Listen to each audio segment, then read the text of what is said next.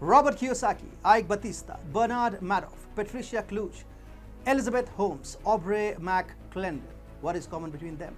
These were all rich businessmen once upon a time, and now all of them are either bankrupt or dead.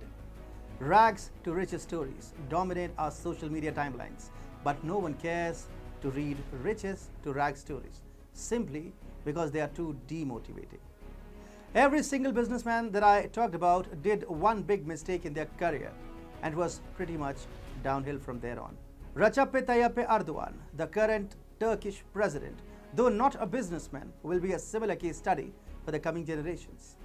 He inherited a not-so-unstable Turkey and drove it to the ground in his mad quest of becoming the caliph of the Muslim world. And today, Turkey is eyeing a buyout. And welcome, this is TFI Global, the foreign affairs and geopolitical analysis arm of the TFI Media Group. I'm your host, Atul Mishra.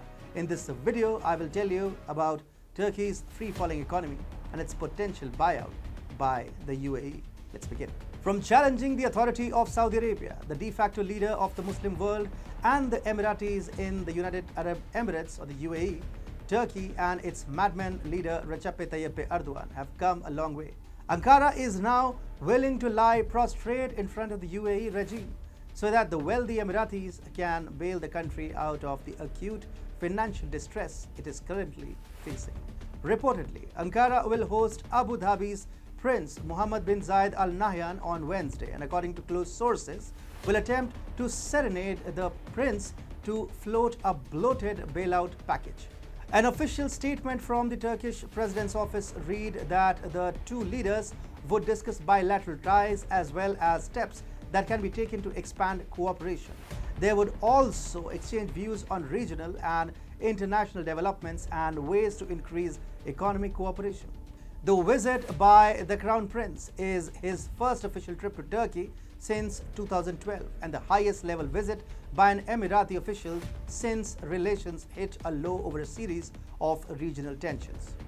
Reported extensively by TFI, Turkey used to be a prosperous economy. In fact, it used to be a bright, shining spot as a liberal democracy and a NATO member with a high economic growth rate. However, Erdogan's Islamist policies have destroyed the Turkish economy. Erdogan opposes any move to hike interest rates even as Turkey faces very high inflation rates and a constantly depreciating currency. It is well settled among economists that interest rates must be raised to restrict inflation. But Erdogan believes that higher interest rates would further push inflation. Sources privy to the matter believe that Erdogan is chained up by the dogmas of Sharia, where increasing interest rates is seen as a frowned upon practice. In Islam, money has no intrinsic value. Money, therefore, cannot be sold at a profit and is permitted to be used as per Sharia only, meaning there is no concept of charging interest in Islamic banking, even if there is, the profits are minimized. The Turkish president keeps cutting interest rates at regular intervals and cracks down on rational economists in his government who advocate increasing interest rates. The inclusion in the FATF or the Financial Action Task Force grey list is further squeezing the life out of its economy and making the lives of ordinary citizens difficult. Meanwhile, global investors are maintaining a safe distance from Turkey already. Total foreign investments in Turkish stocks and bonds stood at just $30.6 billion at the start of August. FDI2 went down to $5.7 billion last year as against the record $19 billion in 2017. Ties between Turkey and the UAE have been strained in recent years, particularly over Ankara's support for Qatar, conflict in Libya, as well as tensions in Gulf and in the Eastern Mediterranean. Furthermore, the relations between the two nations took a further dive when Ankara tried to regenerate the Muslim Brotherhood. Meanwhile, Erdogan to this date believes that the 2016 coup was orchestrated on behalf of the UAE and Arabs, with America backing it covertly. Saudi Arabia and the UAE regard the Muslim Brotherhood, which Turkey supports ostensibly, as dangerous and have tightened their crackdowns on the organization, which once had immense power of mass mobilization.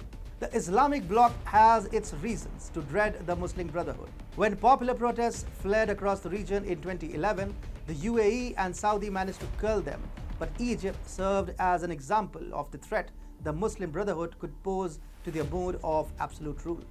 When President Hosni Mubarak was overthrown in 2011, a government dominated by the Muslim Brotherhood took shape, which threatened the powerful position of the military.